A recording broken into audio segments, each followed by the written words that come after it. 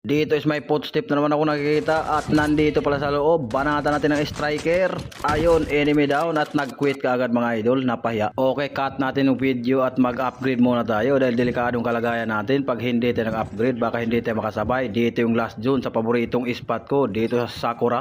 Kaya bumili na ako kaagad dyan ng pang-injection at saka revival coins mga idol dahil delikadong kalagayan natin dito. Kailangan nating mag-depende dahil nandito tayo sa kalagitnaan ng zone. So ayan na nga, tinamaan na tayo ng kalaban. Hindi ko nakita yung isa, nandun pala sa itaas, akala ko nandyan sa baba. Kaso malaking kamalasan niya mga idol dahil nakabili ako ng revival coins. Kaya nandito na palapag na naman tayo mga idol at dito meron na naman kalaban. Banatan natin ng pistola yan, pistola versus ER. So dito is execute ko sana to kaso hindi mahuli, malikot at cover tayo sa dingding. Bigwasan natin ng pistola yan. Masyadong malikot, mag-iingat tayo dito ba tayo mabigwasan. Enemy down mga idol. Okay, agawan na natin ang load dito at i-cut na natin yung video. Dito na tayo sa taas dahil masyado na mahaba at mayroong nag-aaway dito sa baba. Talo na natin pero may nagpausok, kaya alam na sila, kaya niya yan. Tapos dito tayo sa arsenal, kukuha tayo ng sniper para pang malayuan. So dito is takbo-takbo lang tayo dito at kailangan natin maglikod pa dito tayo maunahan. So ayun, may namaril, sniper natin yan. So ayun, enemy down mga idol. Okay, reload muna at cut natin yung video. Doon na tayo sa taas at silipin natin itong may umuusok ng pula. Ang dami nila doon mga idol, nag-aaway. Subukan natin makatama ba tayo dito gamit ang right click EMR. Ayun, medyo mahirap patamaan pag malayo, kaya kailangan natin lumapit. Okay, sigsag lang tayo dyan mga